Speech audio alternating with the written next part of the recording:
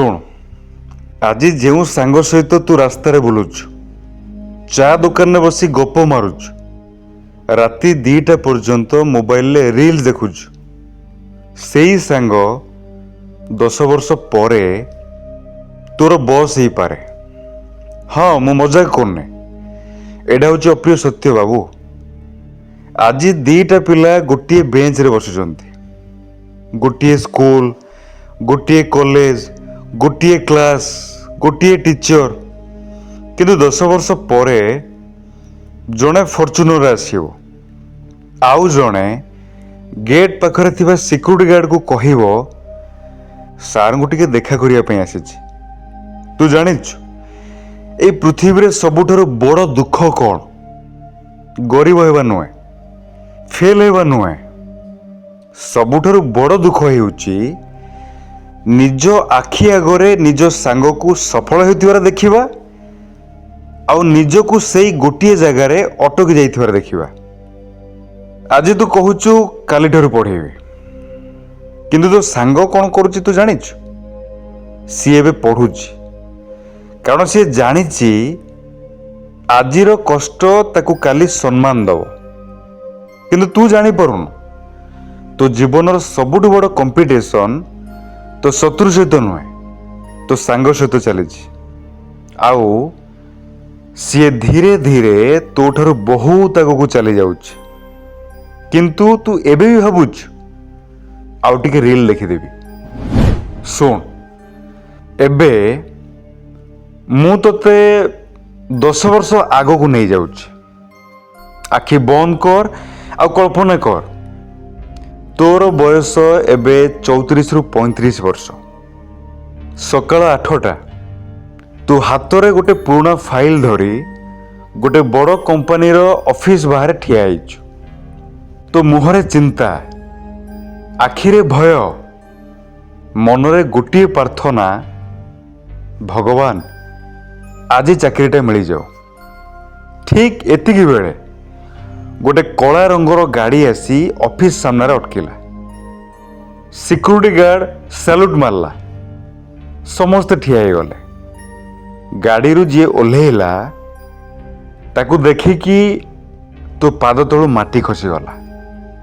କାରଣ ସିଏ ଆଉ କେହି ନୁହେଁ, ତୋ ସ୍କୁଲ ସାଙ୍ଗ, ଯାହା ସହିତ ତୁ ରାସ୍ତାରେ ବୁଲୁଥିଲୁ, ଯାହା ସହିତ ମିଶିକି ତୁ ମଜାକ କରୁଥିଲୁ, ଯାହାକୁ ତୁ କହୁଥିଲୁ ଏତେ ପଢ଼ିକି କ'ଣ ହବ। ଆଜି ସେଇ ପିଲା ଏଇ କମ୍ପାନୀର ଜେନେରାଲ ମ୍ୟାନେଜର। ଆଉ ତୁ ଇଣ୍ଟରଭ୍ୟୁ ପାଇଁ ଲାଇନରେ ଠିଆ ହେଇଛୁ।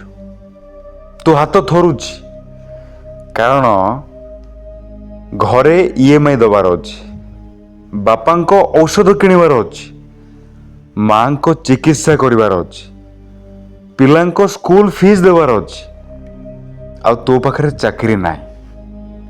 ସେଇ ସମୟରେ ତୋ ସାଙ୍ଗ ତୋତେ ଚିହ୍ନିଲା, ହସିକି କହିଲା, ଆରେ କେମିତି ଅଛୁ? ତୁ ବି ହସିବାକୁ ଚେଷ୍ଟା କଲୁ, କିନ୍ତୁ ଭିତରେ ଭିତରେ ଭାଙ୍ଗି ପଡ଼ିଲୁ। କାରଣ ସେତେବେଳେ ତୁ ଜାଣିଗଲୁ କି ଆଜି ସିଏ ଯେଉଁଠି ଅଛି ସେଇଠି ତୁ ବି ଥାଇପାରିଥାନ୍ତୁ, ଯଦି ସେଇ ଦିନ ମୋବାଇଲ ଛାଡ଼ିକି ବହି ଧରିଥାନ୍ତୁ। ଶୁଣ, ସେଦିନ ଇଣ୍ଟରଭ୍ୟୁ ଶେଷ ହେଲା, ତୁ ଚୁପଚାପ ଘରକୁ ଫେରି ଆସିଲୁ। କାହା ସହିତ କଥା ହେଲୁ ନାହିଁ, ଘରର ଦୁଆର ଖୋଲିଲୁ। ତୋ ବାପା ବସିଥିଲେ, ବୟସରେ ତାଙ୍କ ପିଠି ନଇଁ ଯାଇଛି, ହାତର ଶିରା ପ୍ରଶିରା ସବୁ ବାହାରି ଆସିଛି, ମୁହଁରେ ହସ ଅଛି, କିନ୍ତୁ ସେଇ ହସ ଭିତରେ ଲୁଚିଥିଲା ହଜାରେ ଚିନ୍ତା। ସେ ତୋତେ ପଚାରିଲେ, ପୁଅ ଆଜି କିଛି ଖବର ମିଳିଲା? ତୁ ମୁଣ୍ଡ ତଳକୁ କରି କହିଲୁ, ନା। ବାସ୍ ଏତିକି କଥା। କିନ୍ତୁ ସେଇ ନା ଶବ୍ଦଟା ତୋ ବାପାଙ୍କ ହୃଦୟକୁ ଭାଙ୍ଗିଦେଲା। ତୋ ମା ରୋଷେଇ ଘରୁ ବାହାରି ଆସିଲେ, ମୁହଁରେ ହସ ଆଣିକି କହିଲେ, କିଛି ହବନି, ତୁ ବ୍ୟସ୍ତ ହନି, ଆରଥରକୁ ହେଇଯିବ। କିନ୍ତୁ ତୁ ଜାଣିଥିଲୁ ଗତ 5 ବର୍ଷ ଧରି ତୋ ମା ଏଇ ଗୋଟିଏ କଥାକୁ କହୁଛନ୍ତି, ସେଇ ରାତିରେ ତୁ ଭଲରେ ଶୋଇପାରିଲୁନି। ମନେ ପଡ଼ିଲା ସ୍କୁଲର ସେଇ ଦିନ ଯେତେବେଳେ ଟିଚର କହୁଥିଲେ ବାବୁରେ ପାଠ ପଢ଼, ନହେଲେ ଦିନେ ପସ୍ତେଇବୁ। ମନେ ପଡ଼ିଲା ବାପା କହୁଥିଲେ ପୁଅରେ ଆଜି ମୁଁ ଯେଉଁ କଷ୍ଟ କରୁଛି ସେଇ କଷ୍ଟ ତୁ କରିବୁନି। ମନେ ପଡ଼ିଲା ମା କହୁଥିଲେ ଧନରେ ଆଉ ଟିକେ ପଢ଼ିଦେ, ତୋ ଜୀବନ ବଦଳିଯିବ। କିନ୍ତୁ ସେତେବେଳେ ତୁ କ'ଣ କରୁଥିଲୁ? ମୋବାଇଲ, ରିଲ୍ସ, ଟାଇମ୍ ପାସ୍, ସାଙ୍ଗମାନଙ୍କ ସହିତ ବୁଲିବା। ଆଉ ଆଜି ସେଇ ଛୋଟ ଛୋଟ ଭୁଲ ତୋ ସମ୍ପୂର୍ଣ୍ଣ ଜୀବନକୁ ବଦଳାଇ ଦେଇଛି। ମନେ ରଖ, ଭଗବାନ କେବେ କାହାର ଭବିଷ୍ୟତକୁ ନଷ୍ଟ କରନ୍ତିନି। ମଣିଷ ନିଜର ଅଭ୍ୟାସରେ ନିଜ ଭବିଷ୍ୟତକୁ ନଷ୍ଟ କରେ। ଶୁଣ, ଆଜି ତୁ ଯେଉଁ ଆରାମ କରୁଛୁ ସେଇ ଆରାମ କାଲି ତୋର ଅପମାନ ହବ। ଆଜି ତୋ ସାଙ୍ଗ ପାଠ ପଢୁଛି ଆଉ ତୁ କହୁଛୁ ଜୀବନ ଗୋଟେ ଥର ମିଳିଛି, ଏନ୍ଜୟ କରିବା। ଠିକ୍ ଅଛି, ଏନ୍ଜୟ କର, କିନ୍ତୁ ମନେ ରଖ ସଫଳ ଲୋକମାନେ ପ୍ରଥମେ କଷ୍ଟ କରନ୍ତି, ପରେ ଏନ୍ଜୟ କରନ୍ତି।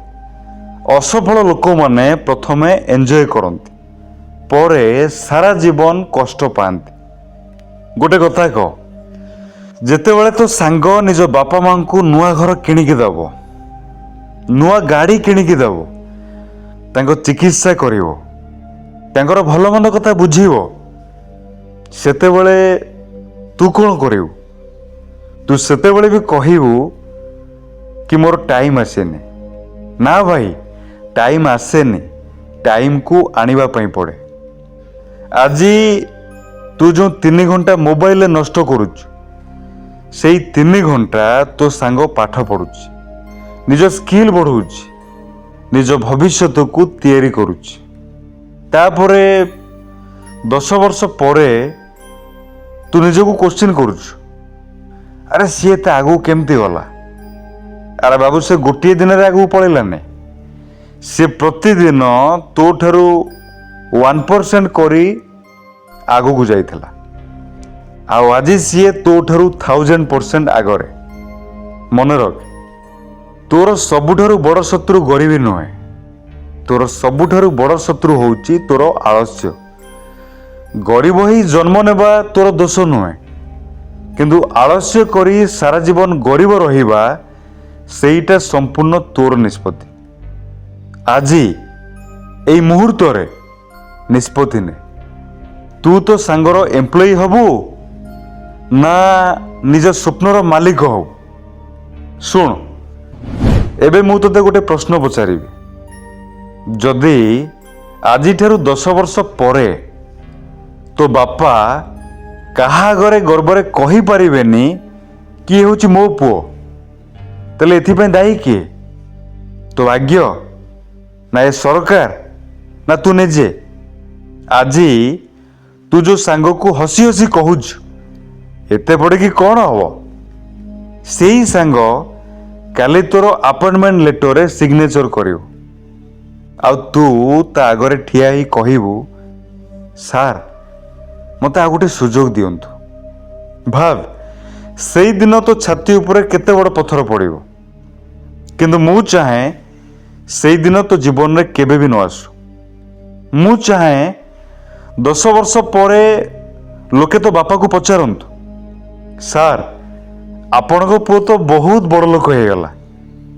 ଆଉ ତୋ ବାପାଙ୍କ ଆଖିରେ ଗର୍ବର ଲୁହ ଆସୁ। ଏଇଟା ମୁଁ ଚାହେଁ।